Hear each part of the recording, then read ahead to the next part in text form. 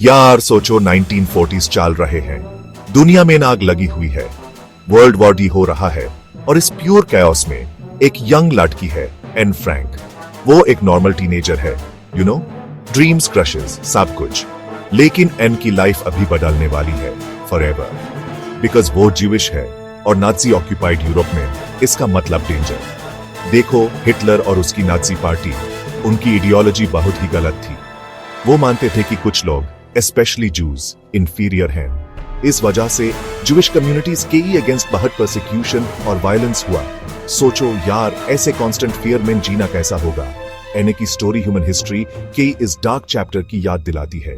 यह स्टोरी करेज, रेजिलियंस और होप की पावर की है, इवन अनइमेजिनेबल एडवर्सिटी में। तो चलो डिव करते हैं अन की दुनिया में, एक ऐसी दुनिया जो हेट और वॉर से अपसाइड डाउन हो गई थी।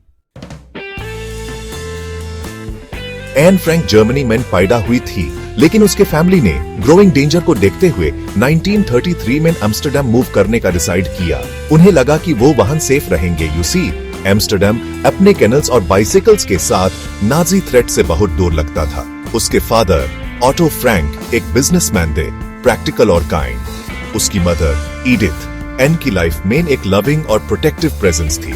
एन की एक बड़ी सिस्टर भी थी, मार्गो, एक क्विट और स्टूडियस लड़की। साथ में उन्होंने एम्स्टर्डम में नई लाइफ बनाने की कोशिश की। उन्हें क्या पता था कि आगे क्या होने वाला है। एन एक ब्राइट और बबली लड़की थी, फुल ऑफ लाइफ और क्यूरियोसिटी। अपने 13th बर्थडे पर यूज एक डायरी मिली, एक simple notebook with a red and white checkered cover. उसने इसका नाम किटी रखा और डिसाइड किया कि वो अपने थॉट्स और फीलिंग्स इसमें लिखेगी। यूज क्या पता था कि यह डायरी उसकी कंपेनियन, उसकी कॉन्फिडेंटे बन जाएगी उसकी लाइफ के डार्केस्ट डेज में। इनके वर्ड्स जो रॉ और हॉनेस्ट हैं, उन्हीं के थ्रू हुमेन उसकी एक्स्ट्रॉर्डिनरी जर्नी की झलक मिलती है। जुलाई 1942 में एन की बड़ी सिस्टर मार्गो को नाजी से एक ड्रेडेड कॉल अप नोटिस मिला। इसका मतलब था कि यूज कंसेंट्रेशन कैंप भेज दिया जाएगा। फ्रैंक फैमिली को पता था कि उन्हें जल्दी से कुछ करना होगा। वो ऑटो के पुराने ऑफिस बिल्डिंग के पीछे एक सीक्रेट एनेक्स में छिप गए। यह एनेक्स, जो एक मूवेबल बुक केस के पीछे छुपा हुआ था, उनकी पूरी दुनिया बन गया। सोचो यार, एक छोटे से स्पेस में बैंड रहना बिना सनलाइट की 2 लॉन्ग ईयर्स था। यह थी एन की रियलिटी। उसने ये क्रैम्प्ड स्पेस अपनी फैमिली और 4 अदर पीपल के साथ शेयर किया, द वैन पेल्स फैमिली और Fritz Pfeffer. Section 5. Teenage Dreams and Conflicts. Anne's emotional roller coaster. Hiding में life tough थी, no doubt. Anne लिखती है constant fear of discovery के बारे में, lack of privacy के बारे में और छोटे छोटे झगड़ों के बारे में जो ऐसे close quarters में होते थी। लेकिन in trying times में भी उसका spirit shine करता था। वो राइटर बने का ड्रीम देखती थी, दुनिया घूमने का और फिर से फ्रीडम एक्सपीरियंस करने का। एने की डायरी उसके इमोशनल स्ट्रगल्स को भी रिवील करती है, स्पेशली उसके मदर ईडिथ के साथ कॉम्प्लिकेटेड रिलेशनशिप को और पीटर वन पेल्स के लिए उसके बडिंग फीलिंग्स को, एक लड़का जो उसके साथ हाइडिंग प्लेस शेयर करता था। ये टीनेज ड्रामास वर्क की बैकड्रॉप में एन की स्टोरी को और भी रिलेटेबल और हार्ट ब्रेकिंग बनाते हैं। Section 6. Betrayal and arrest, the end of hiding. 2 long years तक वो हाइडिंग में रहे, होप करते रहे कि वह खत्म हो जाएगा। लेकिन उनकी दुनिया August 4, 1944 को टूट गई। उन्हें बेट्रे किया गया यार। किसी ने नाजीज को बता दिया और गेस्टापो ने सीक्रेट एनेक्स पर रेड कर दी।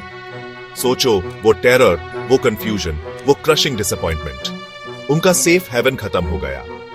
एने की डायरी एंट्रीज यहीं अब्रप्टली खत्म हो जाती हैं, हुमेन एक चिलिंग साइलेंस के साथ छोड़कर। हम सिर्फ इमेजिन कर सकते हैं कि उसने कितना फियर और डिस्पेयर फील किया होगा। Section 7. A father's promise, Otto and the diary. Anne और दूसरों को अरेस्ट करके कंसंट्रेशन कैंप्स में भेज दिया गया। हाइडिंग में रह रहे 8 लोगों में से सिर्फ ऑटो फ्रैंक कैंप्स के हॉरर से बच पाए। सोचो यार, अपने प्योर फैमिली को, अपने बच्चों को ऐसे सेंसलेस हेट्रेड में खोने का दर्द कैसा होगा। वर्क के बाद ऑटो एम्स्टर्डम वापस आए और उन्हें अन्य की डायरी मीप की से मिली, उन ब्रेव सोल्स में से एक जिन्होंने उनकी हाइडिंग में मदद की थी। एने के वर्ड्स, उसकी होप्स, उसके ड्रीम्स, उसके फियर्स पढ़कर वो रो पड़े। उन्होंने अने की विश पूरी करने का डिसाइड किया और 1947 में उसकी डायरी पब्लिश करवाई। Section 8 the legacy of Anne Frank, a beacon of hope. Anne Frank की diary, the diary of a young girl, एक इंस्टेंट बेस्ट सेलर बन गई। इसका 70 से ज्यादा लैंग्वेजेस में ट्रांसलेट किया गया है और स्टेज और स्क्रीन के लिए कई बार अडेप्ट किया गया है। एन की स्टोरी दुनिया भर की मिलियंस ऑफ पीपल के साथ रेजोनेट हुई। क्यों? बिकॉज ये सिर्फ वॉर के हॉरर्स की स्टोरी नहीं है, बल्कि ह्यूमन स्पिरिट की रेसिलियंस का भी एक टेस्टामेंट है। एन के वर्ड्स, जो डिस्पेयर और होप से भरे हैं, जनरेशंस को इंटॉलरेंस, डिस्क्रिमिनेशन और हेट्रेड के अगेंस्ट लड़ने के लिए इंस्पायर करते रहेंगे। Section 9 conclusion, Anne's message for the world. Anne Frank 15 साल की यंग एज में बेर्गन-बेल्सन कंसंट्रेशन कैंप में मर गई, just weeks before it's liberation. लेकिन उसकी वॉइस, उसका स्पिरिट, उसकी डायरी के थ्रू आज भी जिंदा है। उसकी स्टोरी ह्यूमन याद दिलाती है कि इवन डार्केस्ट ऑफ टाइम्स में भी ह्यूमन होप, लव और अपनी शेयर्ड ह्यूमैनिटी को पकड़े रहना चाहिए। एने की डायरी एक पावरफुल रिमाइंडर है कि ह्यूमन पास्ट को कभी भूलना नहीं चाहिए और एक ऐसी दुनिया बनाने के लिए कॉन्स्टेंटली स्ट्राइव करना चाहिए जहां ऐसे एट्रोसिटीज दोबारा कभी ना हो। याद रखो यार, हेट और प्रेजुडिस सिर्फ अंधेरा पैदा करते हैं। यह हम पर डिपेंड करता है, हम सब पर, कि हम लव, अंडरस्टैंडिंग और कंपैशन चूज करें। यही एने फ्रैंक का मैसेज है।